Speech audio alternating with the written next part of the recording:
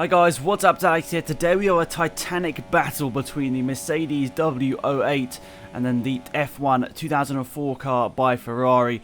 Two absolutely beastly cars. We don't know which is going to be quickest, the Mercedes or the Ferrari this weekend at Spa, recording this before the free practice sessions. But if we look on prior history, I feel like this probably might just edge it as a Mercedes track, but we will see. So through the first corner here in Spa, heading down up to Eau Rouge here. This car, I'm not gonna lie, it does feel planted out of the corners. You just feel like you can trust it coming out of corners. You can put your foot down. You can trust it's gonna go through there, and you're gonna accelerate fine without spinning out the rear wheels basically. And a massive advantage of this car as well is it has the DRS over the F1 2004 car, which does not. So even with the DRS, we'll see whether it can beat the Ferrari 2004, which we know has mega top-end speed from my previous tests. And I think this is going to be one of the closest sort of challenges or comparisons we've done so far here. These two cars are incredibly quick, and I think Spa is a track that definitely shows off both of them at their best. So I think it's going to be a really interesting comparison here as we go through to the sort of second part of the lap here in Spa.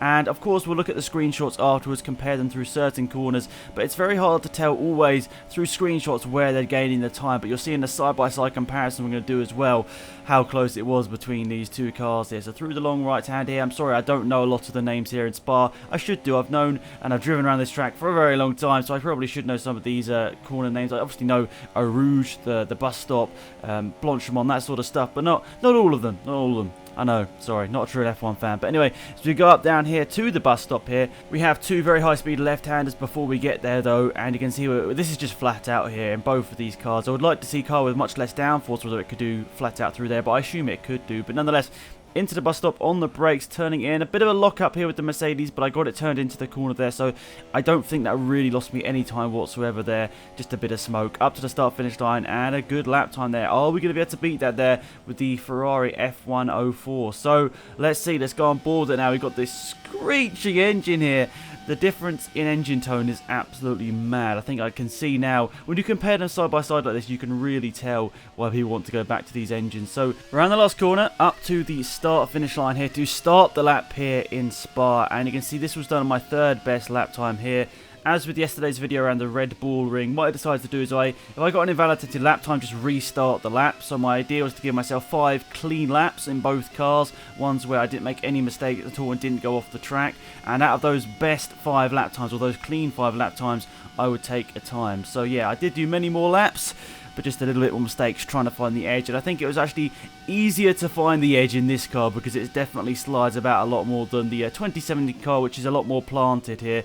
The F2004 is it's an absolute beastly car in a straight line, we know that, but also at the same time it has the grip through the corners, but it's not so sort of you're not very confident on traction sometimes. When you put your foot down, unlike the 2017 car, you're never really sure what's it going to do, and sometimes it does slide up a little bit here. So I must reiterate it once again, like I have done in the other videos. I know I'm not the perfect driver. I know some of these things might be little adjustments here and there where there could be a bit of a difference in terms of my driving style, but hopefully it still gives a good comparison between the two cars. 13 years apart, but still so close on track. It'd be incredible to see these two out on track together in real life. I mean, which one would come out on top? I really would be interested to know.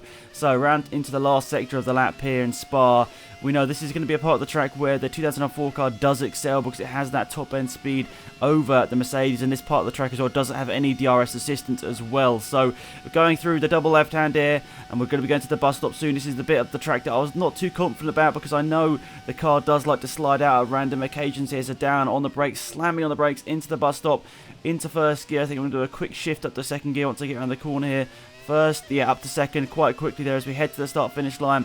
And it's incredibly close to lap times. There are only a couple of tenths in it, but I want to show you guys these lap times side by side. It really is incredible. So now we're going up to the bus stop side by side here. The two cars are nearly identical through here. I take a bit of a different line between the two cars, but as we go across the start-finish line, that's when the frames will match. We'll go across the start-finish line at exactly the same time on both screens. There we go to start a lap here. So down into turn 1. Are we going to be able to go quicker with the Ferrari or the Mercedes? It looks like the Mercedes through there is a little bit more planted than the Ferrari, has the advantage right now. As we head up to Eau Rouge, it is close between the two cars, but I'd say definitely the Mercedes is slightly ahead at this stage. But as the speed kicks in with the 2004 car, we are starting to pull ahead here with the 2004 car with that top end speed before the DRS kicks in with the Mercedes.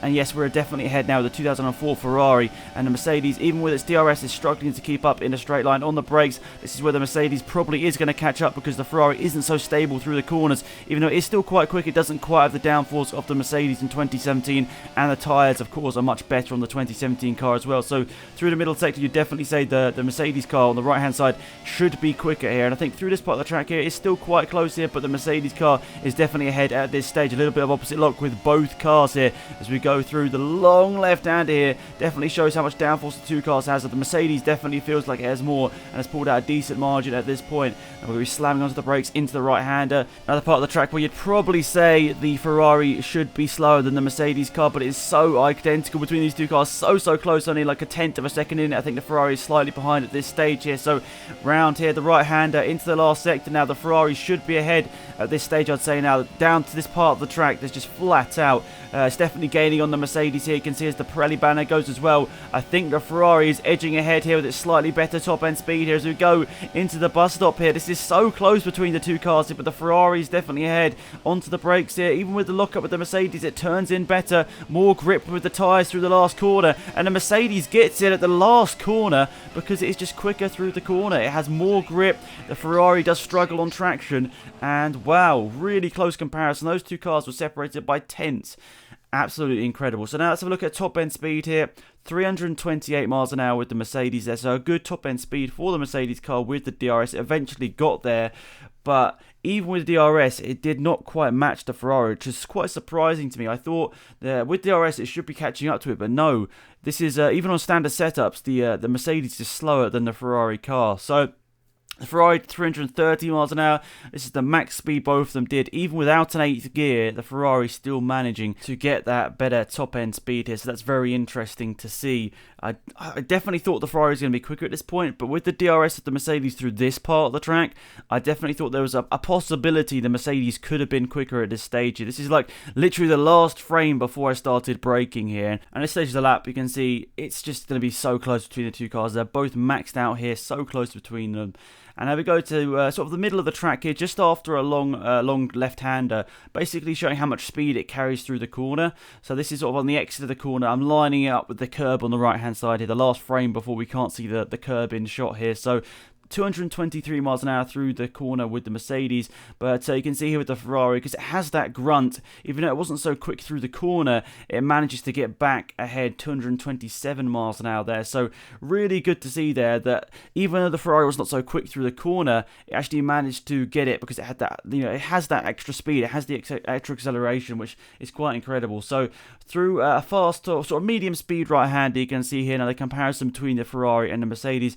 175 miles an hour here right now for the Mercedes. As I've said in my previous videos, it is different. The lines I take between two cars, because I feel certain cars drive certain ways through corners, but it's maybe just me, I don't know. But once again, the Ferrari does edge it here. 178 miles an hour, which is quite impressive. Once again, it is ahead of the Mercedes. So I think something that is sort of quite hard to sort of visualize on screen, like through like a picture, for example, is how quick the Mercedes is out of corners in comparison to the Ferrari. It definitely had that initial grip out of corners, much better than the Ferrari car, of course, with the groove tyres and the much thinner tyres. It was definitely a better car than Mercedes out of corners. But 317 kilometers an hour in comparison to 326.